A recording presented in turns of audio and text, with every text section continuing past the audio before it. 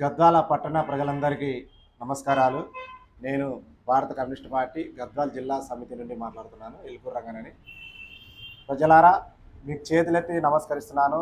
రేపు పొద్దు పొడిస్తే మనం గద్వాల పట్టణంలో మున్సిపల్ కౌన్సిలర్ అభ్యర్థులని ఎన్నుకోవడానికి ఓటు వేయడానికి వెళ్తున్నాం. రేపు ఉదయం 7 గంటల నుంచి. మరి అక్కడ వెళ్ళిన సమయంలో ఓటు ఎవరికి వేయాలి, ఎటువంటి వ్యక్తికి ఓటు వేయాలో ఒకసారి ఈరోజే సాయంత్రం మంచిగా ఇంట్లో కూర్చొని మీ పిల్లలతోనూ కుటుంబ సభ్యులతోనూ సమాజంలో తిరిగే జ్ఞానులతోనూ, అజ్ఞానులతోనవద్దు, మూర్ఖులతోనవద్దు, మంచి జ్ఞానులతోని ఆలోచించండి.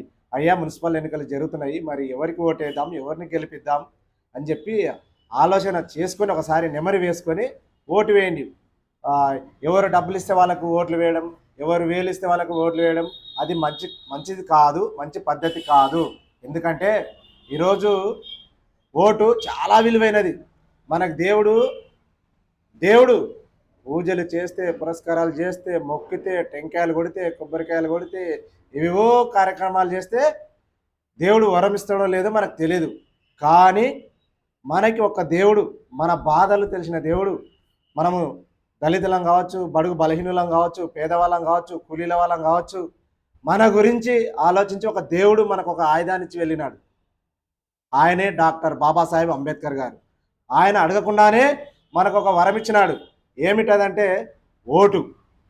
ఓటు అనేది ఒక ఆయుధం ఇచ్చినాడు. అది చాలా గొప్పది, చాలా పవిత్రమైనదిగా చెప్పుకోవచ్చు మనం ఓటును.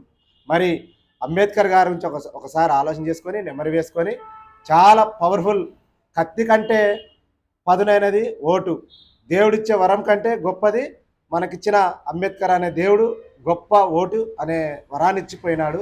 కాబట్టి ఆ ఓటు ద్వారా మనం సాధారణంగా అప్పుడప్పుడు ఎవరైనా నాయకులు మట్టి దందా చేసినప్పుడు, లేకుంటే ఆక్రమణలు చేసినప్పుడు, రకరకాల న్యూడ్ కాల్స్ విషయంలో మన పట్టణ ప్రజలను ఇబ్బంది పెడితేనో ధైర్యంగా ఎదిరించలేకపోయినాం, వాళ్ళని కొట్టలేకపోయినాం, తిట్టలేకపోయినాం, ఏం చేయలేకపోయినాం. కానీ మనకు ఒక సందర్భం వచ్చింది, ఒక టైం వచ్చింది. రేపు ఓటు ద్వారా మనం కొడితే దెబ్బ ఎట్లా ఉండాలంటే అట్లా ఉండాలా. తెలుసు కదా, గద్వాల పట్టణంలో ఏ లీడర్ ఎట్లా, ఏ నాయకుడు ఎట్లా, ఏ పార్టీ వాళ్ళు ఎట్లా, వెనక ఎవరు ఉండి నడిపిస్తారు, ముందర ఎవరు ఉంటారు, మోచేతి నీళ్లు తాగే వాళ్ళు ఎవరు, మరి బడుగు బలహీనుల గురించి ఆలోచించే నాయకులు ఎవరు, అభ్యర్థులు ఎవరు, ఇవన్నీ లోతుగా ఆలోచించి మరి జ్ఞానులు ఎవరు, అజ్ఞానులు ఎవరు, కౌన్సిలర్గా గెలిపిస్తే ఎవరు ప్రజల కోసం ఆలోచిస్తారు, ఎవరు పట్టణం కోసం ఆలోచిస్తారు, ఎవరు పట్టణంలో ఉన్నటువంటి వార్డుల కోసం ఆలోచిస్తారు, మరి ఎవరు గెలిస్తే వాళ్ళ స్వార్థంగా, అంటే వాళ్ళ తల్లిపిల్లలే బాగుపడతారా, వాళ్ళ తల్లిపిల్లలకి ప్రభుత్వ పథకాలు దక్కాలా, మరి వాళ్ళే ఈ పట్టణంలో ఉన్నటువంటి ఆస్తులను కబ్జా చేసుకోవాలా, మరి ఎవరు ఎటువంటి ఆలోచనలు చేస్తారో ఒకసారి ఈ రోజే ఆలోచన చేసుకొని మరి రేపు మనకు ఇచ్చినటువంటి డాక్టర్ బాబాసాహెబ్ అంబేద్కర్ అనే దేవుడు మనకు ఒక ఓటునిచ్చి వెళ్ళాడు. కాబట్టి ఆ ఓటు ద్వారా మనం కొడితే, అన్యాయం చేసే వాళ్ళకు, అక్రమార్కులకు కొడితే చెంప దెబ్బ కొట్టే దెబ్బ కన్నా ఎక్కువ తగిలాల. అట్లా ఉండాలి మనం వేసే ఓటు ద్వారా ఇచ్చే తీర్పు, దెబ్బ. కాబట్టి దయచేసి సోషల్ మీడియా ద్వారా వేడుకుంటున్నాను గద్వాల పట్టణ ప్రజలందరినీ, మంచి సమాజం గురించి ఆలోచించే మేధావులకే మీ ఓటేయండి, జ్ఞానులకే ఓటేయండి, బడుగు బలహీనుల గురించి ఆలోచించే వాళ్ళకే ఓటేయండి అని ఈ సందర్భంగా మరీ చేతులెత్తి నమస్కరిస్తున్నాం. జై భీమ్, జై బడుగు బలహీనులారా, జై పేదల్లారా.